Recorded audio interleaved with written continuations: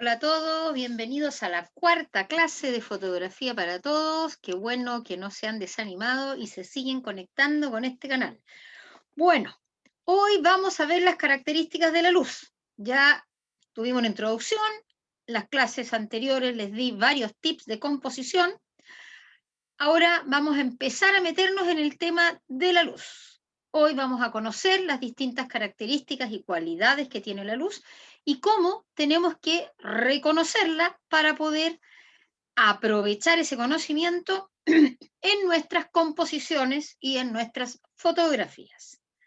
Vamos entonces a compartir pantalla y iniciamos nuestra presentación.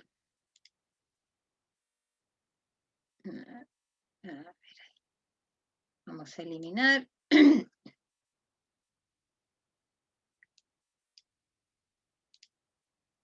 Bien, características de la luz y componer con la luz, ya que, como dijimos en la primera clase, fotografía es dibujar con luz. Obviamente es fundamental el que ustedes conozcan todo lo que se pueda respecto de la luz y la fotografía.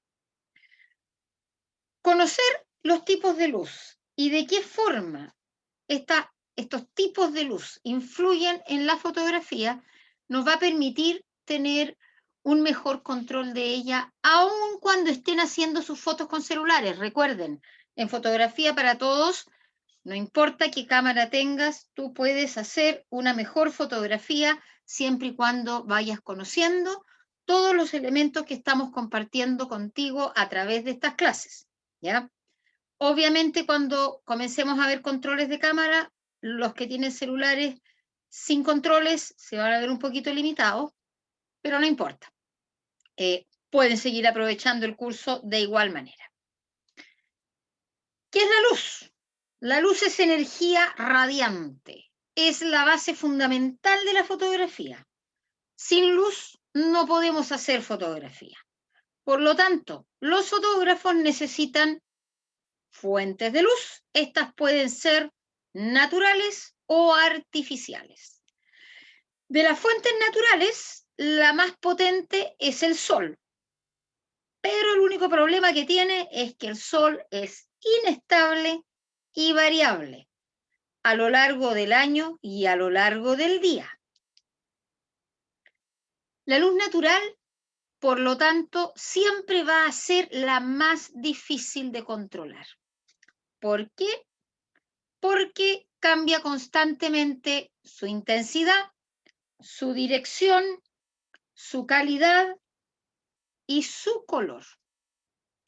Cuando hablamos de luz natural, estamos hablando fundamentalmente de la luz del sol, aunque esté oculto por las nubes. Durante el día nosotros estamos iluminados por el sol, es nuestra principal fuente de iluminación, incluso los días más nublados, de tormentas, la presencia de la luz está. No podemos negar que la luminosidad de un día nublado es significativamente mayor y más intensa que la luminosidad de la noche, ¿ya? ¿Por qué no hablo de la luminosidad de la luna y las estrellas? ¿Por qué no las incluyo acá dentro de la luz natural? La luz de las estrellas, la verdad es que tiene un nivel de debilidad súper grande a la hora de aplicarlas como fuente de luz para la fotografía. Es bastante más complejo, el tema de fotografía nocturna es como para otro curso. Y en el caso de la luna, las noches, perdón, de luna llena, la luna tiene un poco más de potencia lumínica. Sin embargo, sigue siendo una potencia tremendamente inferior a la del Sol. La verdad es que si uno trata de hacer fotografía de noche, en una noche con luna llena, como si estuviera en una tarde tormentosa, los resultados no van a ser felices, porque es infinitamente inferior. Por eso, como fuente de luz natural, yo le doy el protagonismo al sol de todas maneras. ¿Qué pasa con la luz artificial? La luz artificial es constante, sí, es predecible. Yo compro las ampolletas de los watts que me interesan o del color que me interesa, por lo tanto, tengo claro cuando estoy usando una determinada fuente lumínica. Obviamente que tengo súper claro qué es las características de esa iluminación, pero es débil y puntual. Basta simplemente que ustedes contemplen las dos fotografías que están en esta diapositiva. Fíjense la foto de la izquierda, la potencia de ese sol. Ojo, esta foto está tomada, la de la izquierda, con el sol de frente, está tomada con filtros especiales para que no se queme el sensor. Ese tipo de fotografía ni se les ocurra hacerla directamente con el celular o con su cámara sin los filtros adecuados, ¿ya? El sol tiene mucha potencia y puede echarles a perder el sensor. En la foto de la izquierda podemos ver la iluminación artificial ahí al fondo en una zona urbana y fíjense con qué claridad vemos que es una iluminación pequeña, puntual y de poca potencia. Bien. Vamos a ver algunas características de la iluminación ambiental. La luz ambiental es aquella que está en donde vamos a hacer nuestra fotografía. Cuando hablamos de luz ambiental, hablamos de la fuente lumínica que me tocó, ¿ya? Puede ser natural, puede ser artificial, eso depende del entorno en el que yo estoy fotografiando. Podemos separar 4 categorías principales. La luz diurna, la cual ya les acabo de decir, tiene modificaciones por cambio climático, por cambio atmosférico, por horas del día. Luego tenemos abajo la fotografía, esta fotografía anaranjada, está iluminado ese lugar por luz de tungsteno. La luz de tungsteno es la luz de las ampolletas comunes y corrientes, las ampolletas que nos permiten tener luz, las estándar. Y la característica de la luz de tungsteno es que es una luz poco intensa, aunque yo tenga una bombilla de 200 watts, es poco intensa y tiene una dominante cálida. Incluso aquellas que actualmente se venden como luz fría, si yo saco una fotografía bajo una iluminación de tungsteno de luz fría y el mismo objeto lo fotografío bajo una luz fluorescente, voy a poder observar que hay una dominante cromática diferente. Lo cual, bueno, me presenta problemas después de ajuste o situaciones de ajuste de lo que se llama el balance de blanco para que en las fotos haya un buen equilibrio lumínico y de dominante de color. Entonces, la luz de tungsteno o bombillas corrientes, poca potencia, dominante cálida, más bien naranja. La luz fluorescente, normalmente el tipo de luz que encontramos en las cocinas, en muchos lugares públicos. La luz fluorescente es una luz que tiene una dominante fría y es una dominante fría más bien marcada por un frío verdoso más que azulado, ¿ya? Y una de las características de esta luz es que es una luz oscilante. Por lo tanto, según las variaciones, según la velocidad de disparo que se está haciendo con la cámara, las oscilaciones de esta luz puede hacer que a veces en la fotografía aparezcan o franjas lumínicas diferentes o alguna alteración cromática.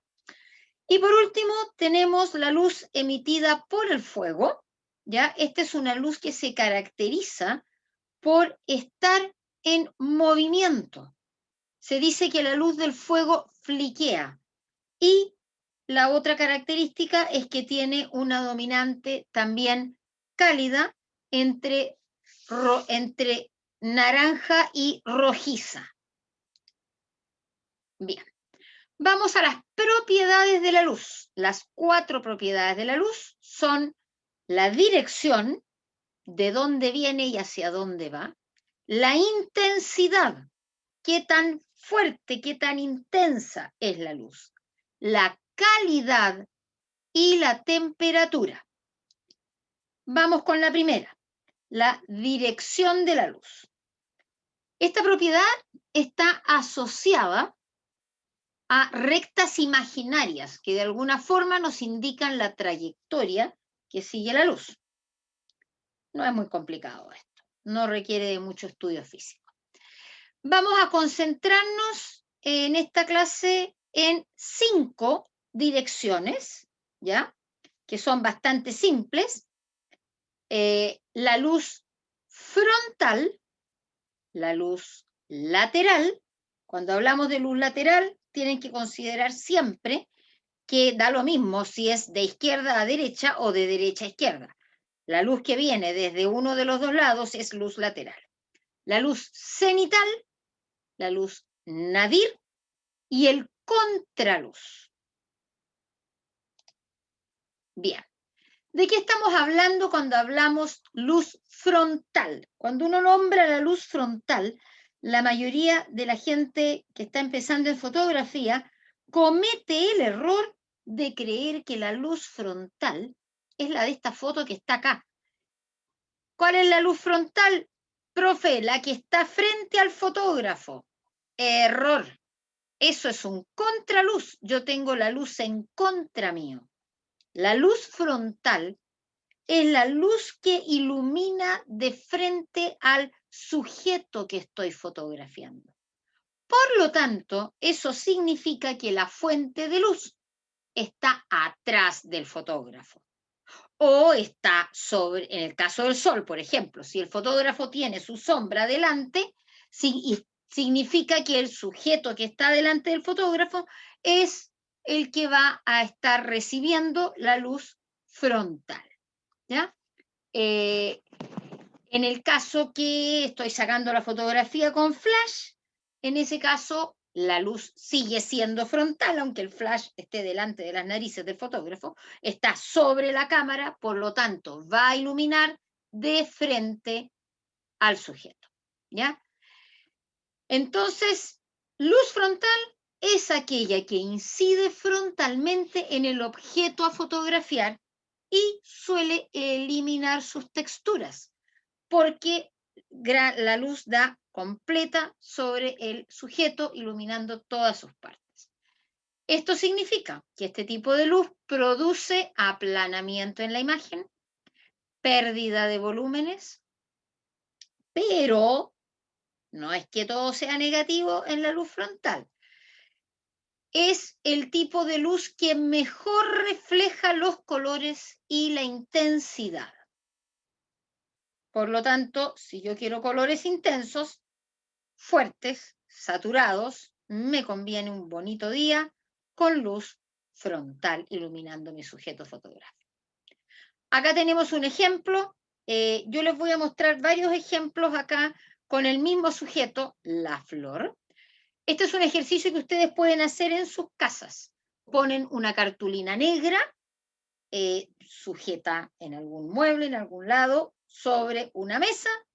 Luego ponen un vaso con una flor o algún objeto, teniendo como fondo la cartulina negra, y ponen su cámara en un trípode para no tener que estar sujetándola, mientras con una linterna o un foco de luz ustedes van aplicando a sus fotografías los distintos tipos de iluminación. ¿Qué les va a permitir este ejercicio?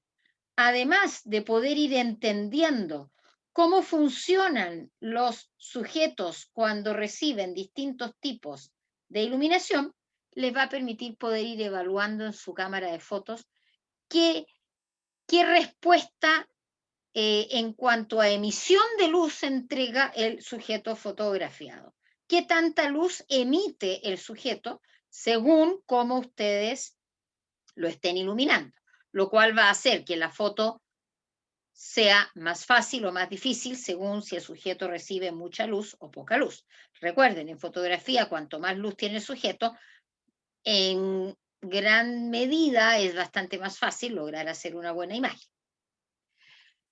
Luego tenemos la iluminación lateral, ¿ya? La iluminación lateral es la luz que incide en el sujeto por un costado, por un lado, ¿ya?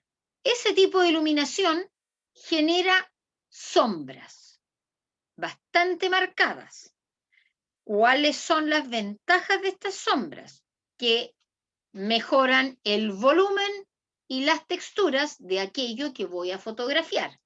Sin embargo, no se recomienda para retratos, ya que la dureza de las sombras hace que los pobres retratados parezcan arlequines, la mitad de la cara negra, la mitad de la cara blanca. Si tienen una persona, le van a hacer un retrato a la polola o al pololo, yo les recomiendo que busquen un lugar donde tengan una luminosidad neutra. Eviten la iluminación lateral, ¿ya? Quiero que pongan atención un minuto en esta foto anterior de la luz frontal.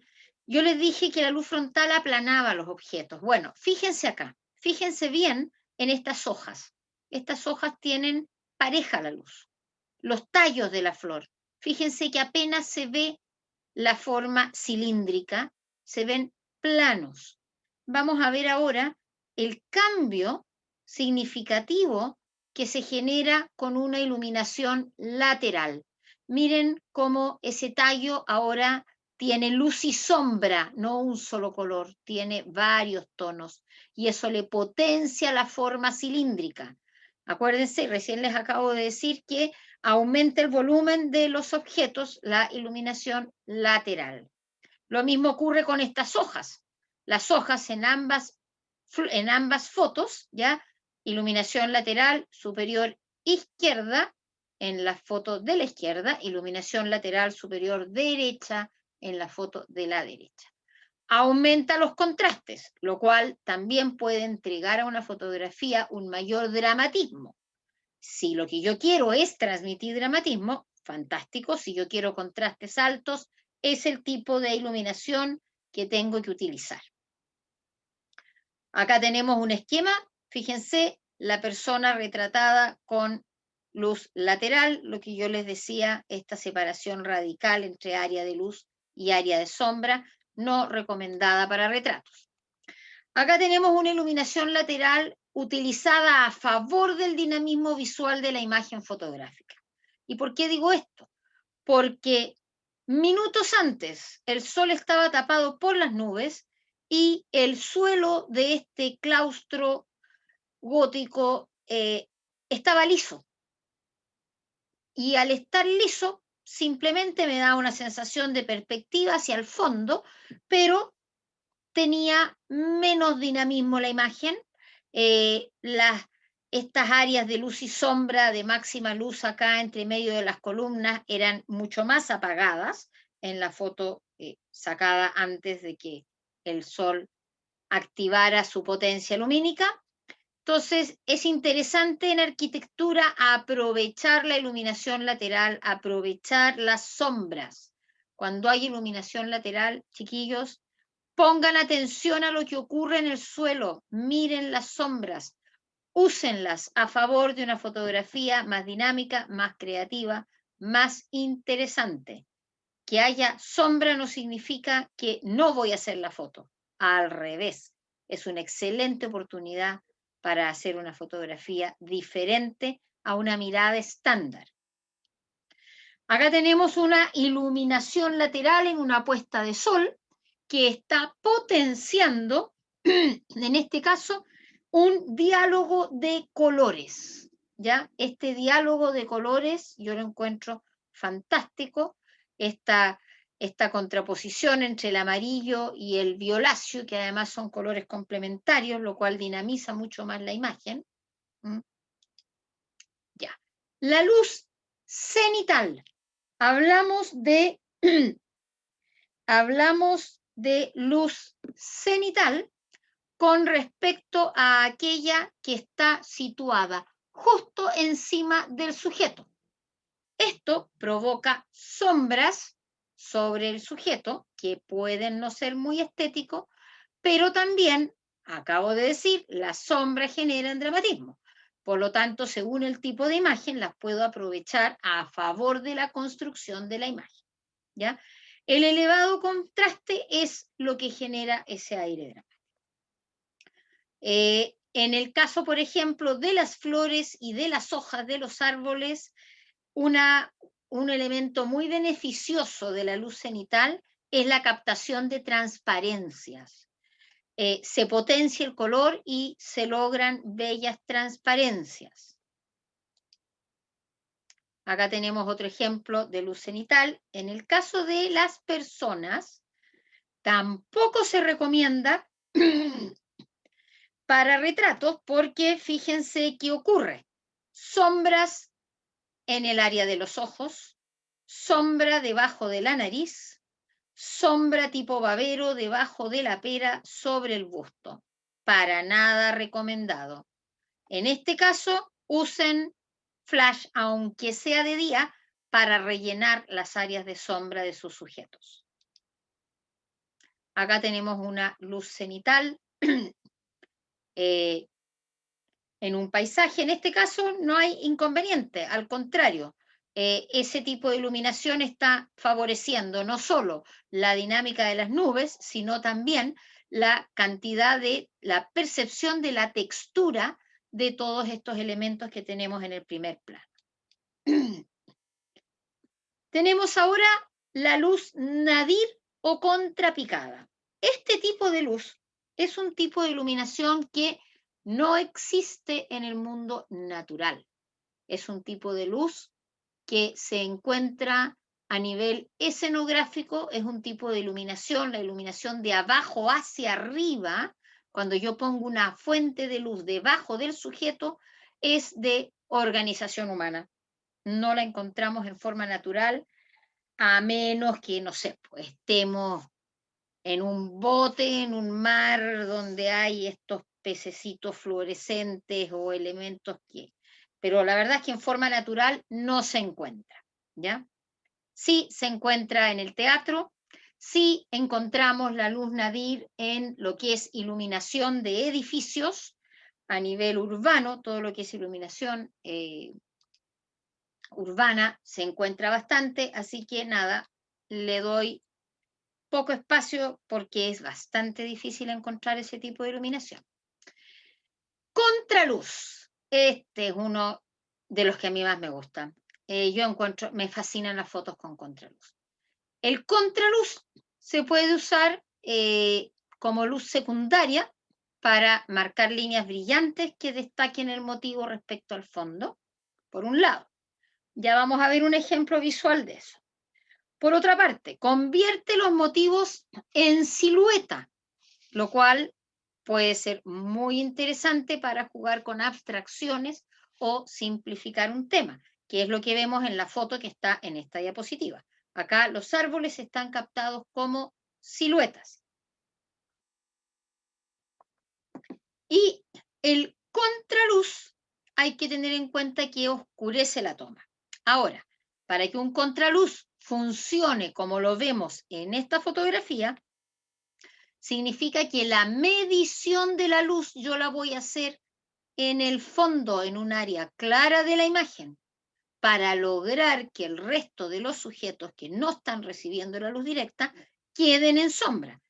Ojo, si yo mido la luz en los árboles, me va a quedar el fondo con mucha claridad, los árboles bien expuestos y no voy a lograr ningún contraluz. ¿Ya? Acá tenemos un contraluz donde se capta cierto nivel de transparencia en los pétalos y en las hojas. Cuando yo hago una foto de contraluz, dejando el sol fuera del encuadre, me permite captar estas transparencias. Ya, acá tenemos un contraluz de luna. ¿ya? Contraluz de luz de luna, luna llena, nocturna en niebla. En el caso de este contraluz, como les dije antes, en primer lugar, la fotografía, la luna, tiene infinitamente menos potencia que el sol, pero además esta foto también está tomada con un filtro que disminuye un poquitito la potencia lumínica de la luna, ¿ya? Acá tenemos un contraluz directo y acá lo que yo les decía hace un rato de las líneas de luz. Este tipo de líneas de luz en general son posibles de conseguir en los atardeceres, cuando tenemos la luz el sol en una posición muy baja, casi luz rasante, con lo cual la luz del sol está dando en contra del sujeto y de esa forma está iluminando su pelaje, que es el que me permite ver estas líneas brillantes. Acá tenemos un contraluz de silueta que parece casi recortada. También acá la medición de la luz se hizo en los cerros del fondo para que el fondo quedara bien expuesto y el sujeto quedara lo más oscuro posible y se recortara contra el fondo. Bien. Luz rasante. La luz rasante es una luz muy angulada y lateral, es la luz de la puesta del sol, cuando el sol ya está tocando la línea de horizonte, ¿ya? Transmite mucha nitidez y relieve en la imagen. ¿Por qué? Porque genera sombras, ¿ya? Separa al sujeto del fondo, da volumen. El alba y el ocaso son los momentos en que los rayos de sol están casi horizontales y nos permite este tipo de imágenes. Si ustedes quieren hacer ejercicios de dirección de la luz en sus casas, una excelente opción es trabajar, por ejemplo, con estas lamparitas móviles que les permiten hacer tomas con luz dirigida. Si tienen una fuente de luz general, pueden aprovecharla para ejercicios de luz difusa y si ponen el sujeto lejos de la luz, pueden trabajar también con el concepto de luz indirecta.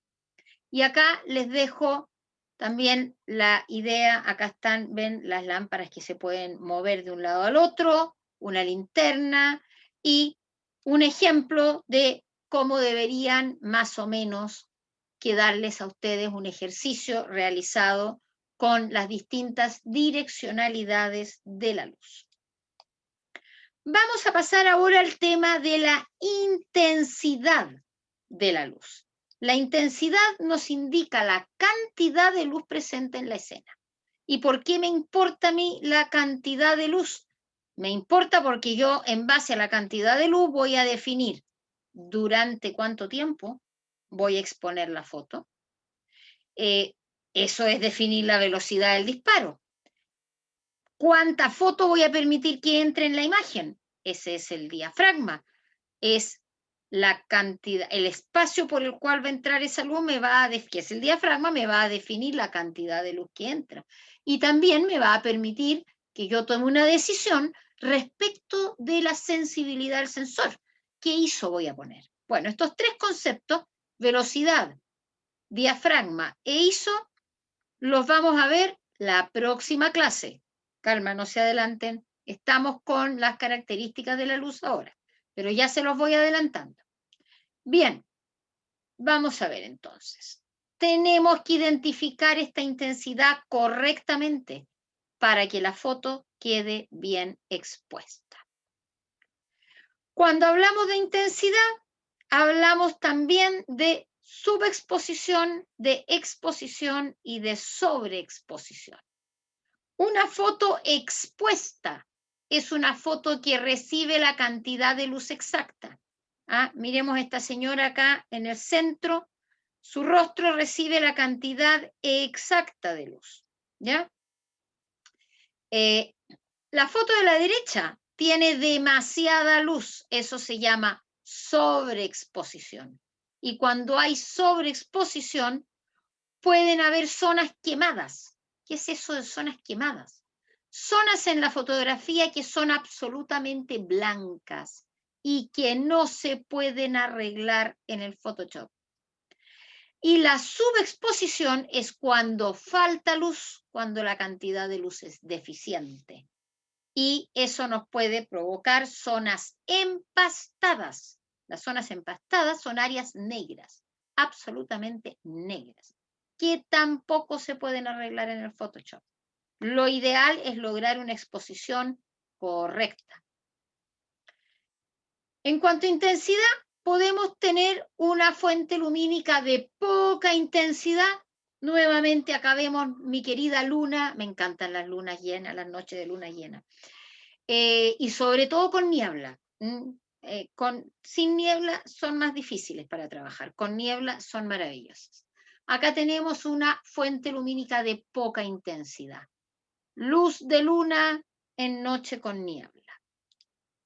Fuente lumínica de mediana intensidad. Luz de sol a través de un bosque. ¿Y por qué digo mediana intensidad? Porque el follaje del bosque me genera un filtro. No deja que el sol ilumine con toda su potencia, ¿ya? Y acá tenemos una fuente de mucha intensidad, por dos razones. Una, el sol está iluminando en forma directa. ¿Ah? Acá podemos incluso hablar de una direccionalidad cenital, se nota que es mediodía, porque si ustedes miran los penitentes, van a ver que debajo de los hielos apenas se ve la sombra. Eso me indica un sol de mediodía impecable. Pero además de la intensidad del sol, estoy fotografiando un sujeto que es blanco. Por lo tanto, la nieve también refleja luz, recibe luz y refleja con mucha potencia. Entonces acá hay que tener mucho cuidado en las fotografías en la nieve para que no se quemen las imágenes. Acá tenemos un ejemplo de fotografía subexpuesta. Le falta luz. ¿Ya? ¿Por qué? Bueno, puede ser un diafragma muy cerrado. Generalmente cuando la gente quiere lograr mucha profundidad de campo y leen en un tutorial, no, tienes que cerrar el diafragma al máximo para que así toda tu foto entera esté enfocada. No es así. La verdad que la foto va a estar enfocada en el punto donde yo enfoque y nada, vamos a ver más adelante esos detalles, pero si yo cierro excesivamente el diafragma va a entrar poca cantidad de luz. Y si entra poca cantidad de luz, el resultado inevitable es que la foto quede oscura. O quizás el problema es que saqué la fotografía con una velocidad demasiado rápida y no alcanzó a entrar suficiente luz y la foto quedó oscura. Acá tenemos la foto bien expuesta. Cada parte tiene la luminosidad que le corresponde. Los blancos no están quemados, se ven los verdes, los azules, cada parte está correcta.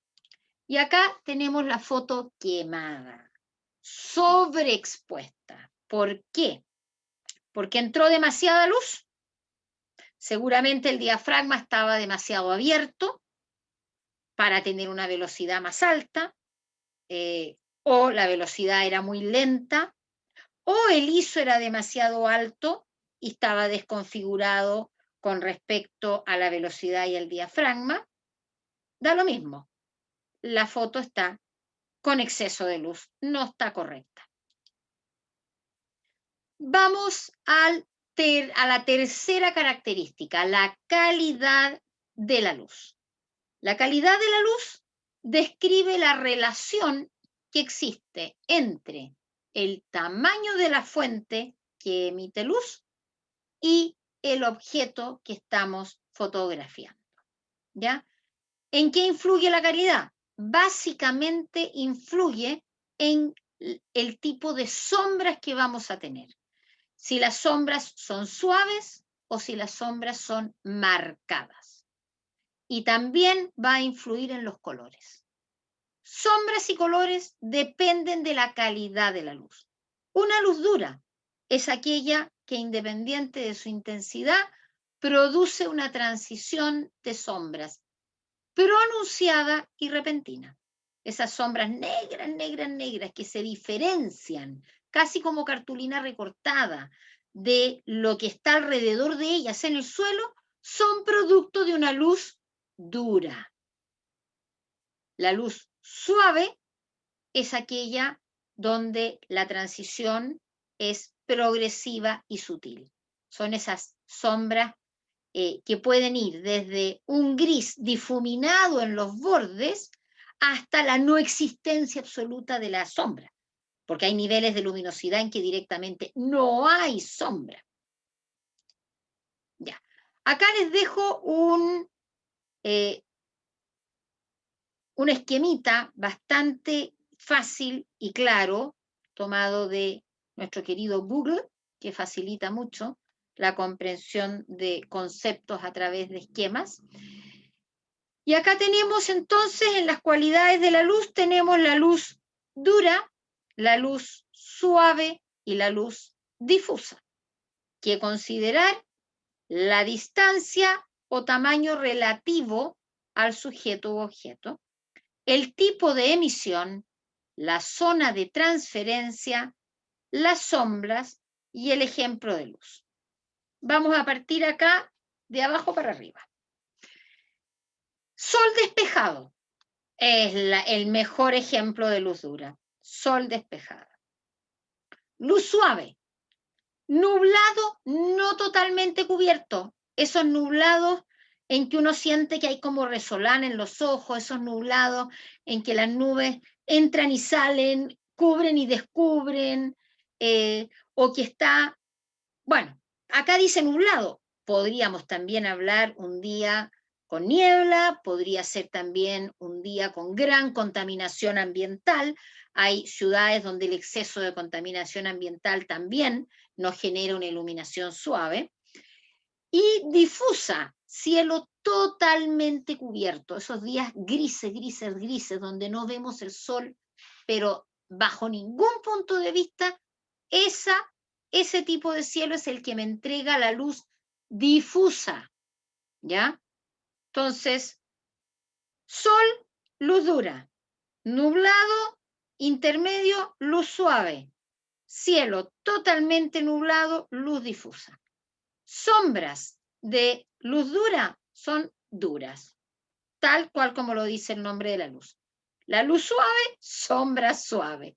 Y la luz difusa es una situación lumínica en que casi no hay sombras o directamente no las hay.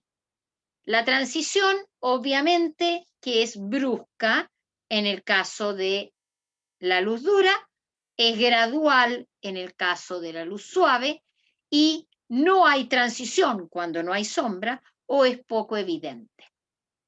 Y la emisión de los rayos de luz es puntual en la luz dura, multidireccional en la luz suave y todas las direcciones en la luz difusa. Porque en el fondo la luz del sol atraviesa el grueso filtro de las nubes, por lo tanto no hay una dirección ordenada en la transmisión de la luz. Ventajas de la luz dura. Ay, los colores. A mí me encanta la luz dura.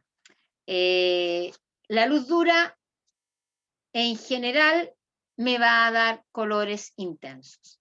Procedencia de la luz dura puede ser de fuentes pequeñas y alejadas como el sol, puede ser también de flash directo. Si ustedes le disparan un flash frontal a un sujeto que está parado frente a una pared, van a ver que se va a proyectar sobre la pared la sombra dura y marcada de ese sujeto.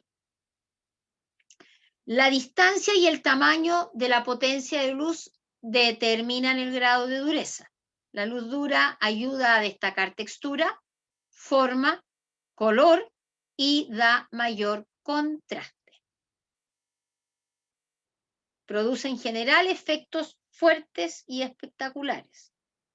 Por lo tanto, si ustedes quieren que sus fotografías transmitan sensaciones más sutiles, no les conviene trabajar con luz dura.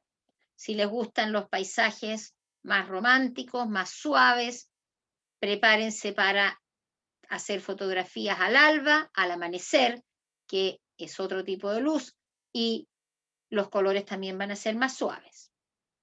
Acá tenemos un paisaje con luz dura, fíjense la potencia cromática del paisaje. La luz dura a mí me encanta en fotografía urbana, la encuentro maravillosa porque marca la geometría de los edificios, genera reflejos en todo lo que son vidrios, genera reflejos en las estructuras metálicas, permitiendo jugar con todo lo que es la arquitectura y la geometría arquitectónica urbana. La luz suave, la difusión de la luz determina la nitidez del borde de las sombras.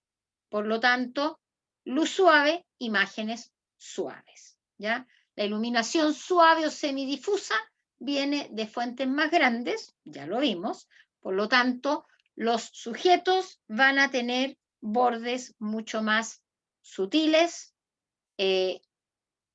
no tan nítidos, no tan marcados. Sin embargo, sí pueden estar muy bien enfocados, ojo. La luz suave semidifusa destaca el volumen, la textura, sin sombras negras, pero los colores son más apagados. Acá tenemos una imagen al amanecer, ya el sol salió, en un día nublado. Fíjense lo que les decía recién, fíjense la suavidad de las sombras acá en el agua de esta roca, ¿ya? Esta luz consigue tonos suaves y difuminados. Sí, este tipo de luz es súper bueno para retrato, porque no marca las líneas de expresión. Y acá tenemos por último la luz difusa, ¿ya? Proyecta sombras de poca intensidad, cielo cubierto, como les dije, funciona muy bien con niebla, neblina, smog, humo, me permite hacer perspectivas atmosféricas, apaga mucho los colores, es poco espectacular, pero es mucho más agradable y fácil de controlar. Sin embargo, tiene un pequeño problemita, que es que dificulta el enfoque por falta de contraste en las cámaras cuando usan enfoque automático, ¿ya? Eso es un tema importante a tener en cuenta. Acá tenemos más luz difusa. ¿Ya? Y por último, el color de la luz. El color de la luz depende de la fuente lumínica que la emita. El cielo azul transmite luz fría, parcialmente nublado también, sombras al aire libre un poco menos fría, día nublado, luz fría.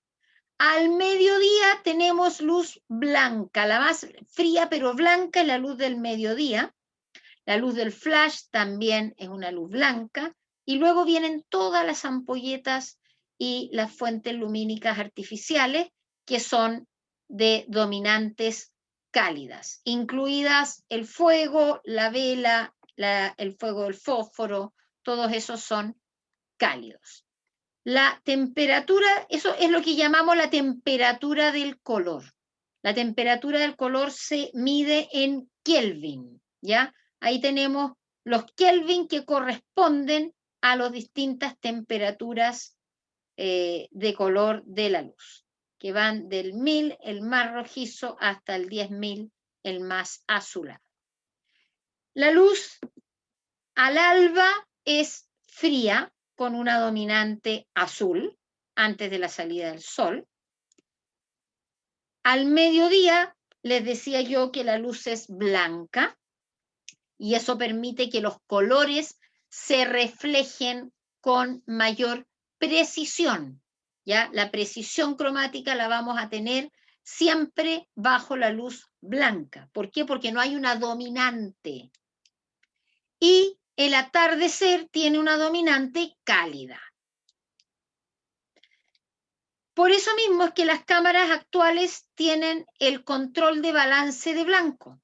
Cuando yo estoy bajo una dominante lumínica y aplico, selecciono uno de estos iconos, este icono me va a aplicar un filtro de color opuesto a aquel de la dominante lumínica para lograr un equilibrio cromático visual en la imagen, ¿ya?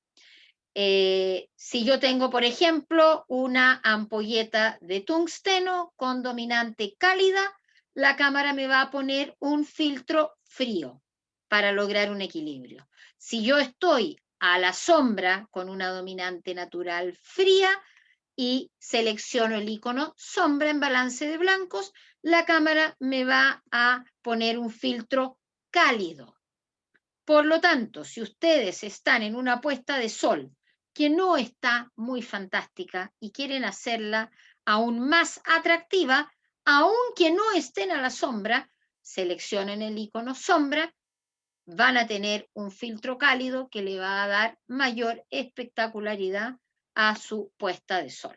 En situaciones normales, traten de tener siempre el control de balance de blancos en automático o si hacen foto en exteriores en sol, que es el más equilibrado de todos. En el caso de los que trabajan con celular, sobre todo los iPhone que no tienen control de balance de blanco, los Samsung sí tienen control de balance de blanco y varios Huawei también, los iPhone no. Sí tienen ustedes al apretar estas tres pelotitas que aparecen en la parte de arriba, abajo se les despliega una serie de opciones de variaciones en la dominante de color. Y ahí ustedes pueden seleccionar si quieren su foto más cálida o si quieren su foto más fría. Y con esto, estimados, terminamos nuestra clase de hoy y espero que la hayan disfrutado, que empiecen a mirar las luces que los rodean y nos preparamos para la próxima clase que vamos a empezar a ver el control de la luz. Hasta luego.